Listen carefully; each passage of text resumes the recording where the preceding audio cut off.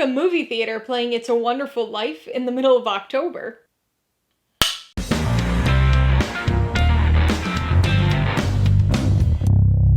Hey everybody, welcome to Mainly Movies. As part of my Exorcist review series, today I'm going to be talking about the third film in the Exorcist franchise, 1990's supernatural horror sequel, The Exorcist III. If you're new here, please consider subscribing for a variety of movie-related content, like reviews, rank lists, and trailer reactions. All my reviews include a breakdown of the pros and cons, my rating, and some tailored film recommendations, so be sure to watch through to the end of this video for all of that extra content.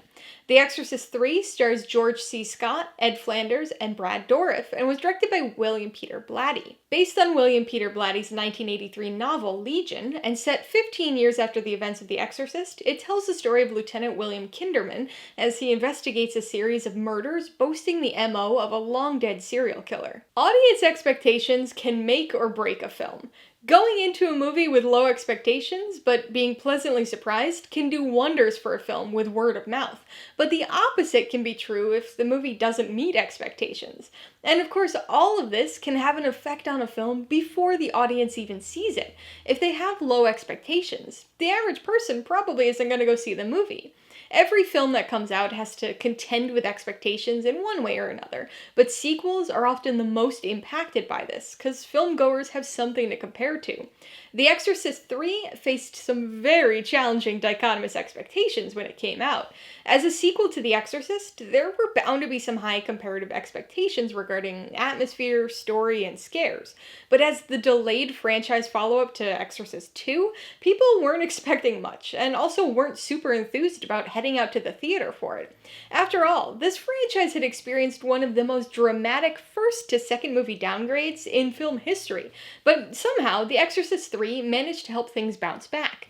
Maybe not to the level of the first film, but certainly well above Exorcist II. The Exorcist III is a strange beast for a number of reasons. Released 13 years after the second film, and completely disregarding everything that occurred in that film, this movie was written and directed by William Peter Blatty, author of The Exorcist. Although this movie is technically based on his sequel novel, Legion, he actually wrote a screenplay for this film first, not long after the release of Exorcist II, and only expanded it into the novel after this film got stuck in development hell. Although it's not too uncommon for an author to be involved in the writing of a screenplay based on one of their books, it's far less common for them to go on to direct that film adaptation. And William Peter Blatty did just that. Twice. The Ninth Configuration and The Exorcist III were the only two films he ever directed, both based on his own novels. And even though he wasn't the most experienced or talented filmmaker, this unique directorial situation imbued The Exorcist III with a sense of creative purpose it might not have otherwise had. The Exorcist III serves as a direct 15 years later sequel to the first film. For some reason, it retroactively changed the year of that first movie from 1973 to 1975, but the story opens on the 15-year anniversary of that climactic exorcism from that first film. It begins with a familiar, eerie, unsettling atmosphere as the camera moves through a dark and foggy Georgetown, even giving us some chills with an ominous wind and some creepy eyes. But despite being a sequel to The Exorcist, this is a very different type of film. There's still possession and an exorcism, but this movie is largely a police procedural. It follows William Kinderman, the homicide detective from the first film, as he investigates a series of murders believed to be connected to a long-dead serial killer. The film maintains a strong, unsettling atmosphere throughout most of its runtime, but it's the mystery and police investigation that drives it. Things take a wild turn in the third act, which I'll talk about in a minute, but a good chunk of this film is really a mystery thriller set in the world of The Exorcist. This shift in story direction works surprisingly well, but is a bit unexpected as a follow-up. In any other circumstance, it might have been viewed as a big negative, but coming on the heels of the bizarre Exorcist II, anything with a reasonably moody atmosphere was given a bit more leeway. Plus, it was written and directed by the author of The Exorcist, so there's a little more story authority there. It takes on a more literary quality than many other films. It's a very dialogue-heavy movie, which can get a little dry at times if you're not a fan of police procedurals, but it does result in some impressive conversations between characters, as well as monologues. And that translates to some pretty decent performances. George C. Scott plays the recast William Kinderman, and Ed Flanders the recast Father Dyer. And there's something surprisingly enjoyable about watching their scenes together. This friendship kicked off at the very end of the first film, at least in the director's cut. So it's a nice continuation that adds a bit of levity, but also emotional context to an otherwise fairly tonally dark film. Of other note on the performance and dialogue side is Brad Dourif. I won't say what his role in this film is, in case you haven't seen the movie, but he gives some extremely chilling and intense monologues that are fascinating to watch. So I've talked about how this is largely a police procedural and a serial killer investigation, but you're probably wondering where the Exorcist part comes into play, and that would be largely during the third act. I mentioned before that this film had some development issues, but it also had some production issues too, which mostly boiled down to studio interference. William Peter Blatty wanted to take a more subdued approach to the supernatural elements of the story, and especially the finale, while the studio wanted something more bombastic and identifiably Exorcist-y.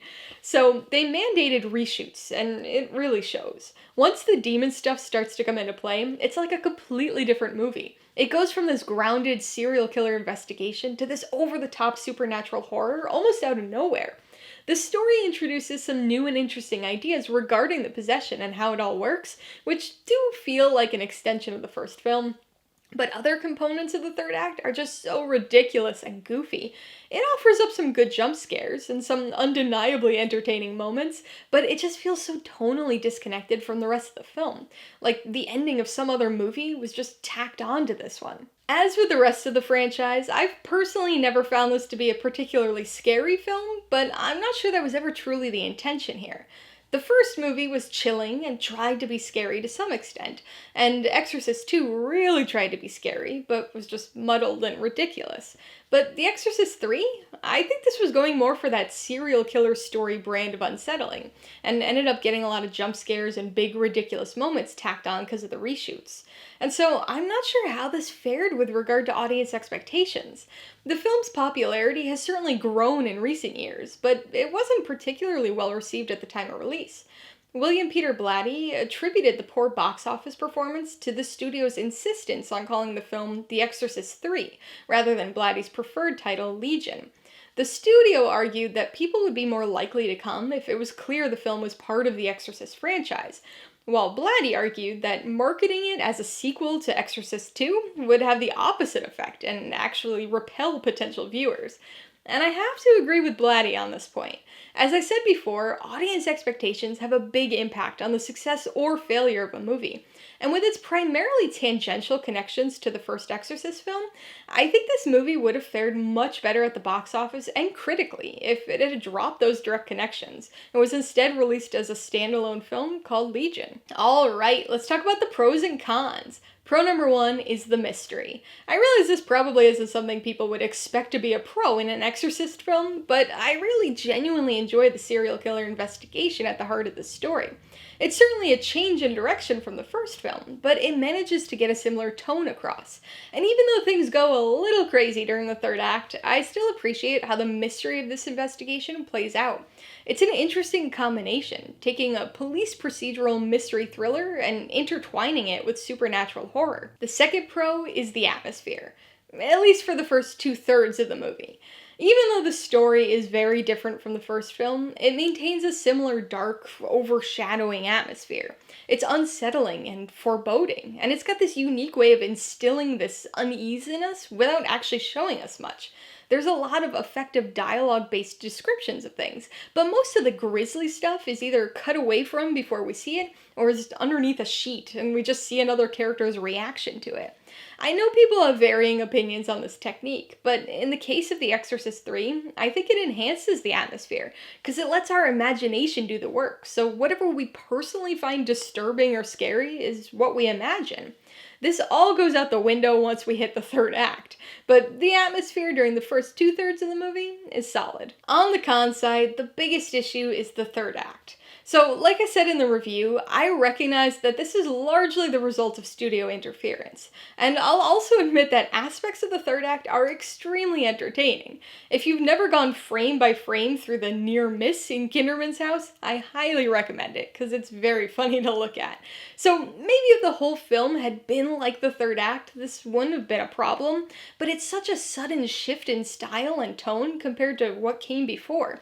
It feels like it's two different movies spliced together, and it comes across as jarring and messy. Before I give you my rating and recommendations, I want to remind you that if you're interested in buying The Exorcist III or any of the other films I mentioned today, I do have affiliate links for all of them in the description below. I get a small commission from anything you buy using one of my links, so I'd really appreciate it if you use them if you're in the market for any of these movies. I'm gonna give The Exorcist III 3 out of 5 paws. While still tethered to the first film, it takes a unique approach to the story by turning it into a police procedural mystery thriller. The third act feels like an entirely different movie, but the atmosphere, story, and characters that come before that shift make for an interesting sequel, and a huge improvement over the second film. I would recommend The Exorcist III to people interested in a police procedural with horror elements. As a sequel to The Exorcist, it works, but is pretty different. There's still a possession and an exorcism, and there are some creepy moments and jump scares, but this is more of a serial killer investigation film than an exorcism movie. If you didn't like Exorcist II, have no fear. This movie completely ignores that film, so only the events of the first movie are relevant here. That said, you could easily watch and enjoy this movie without having seen The Exorcist. It makes reference to the story and characters from that movie, but can basically stand alone. If you liked The Exorcist III, I would recommend Cure.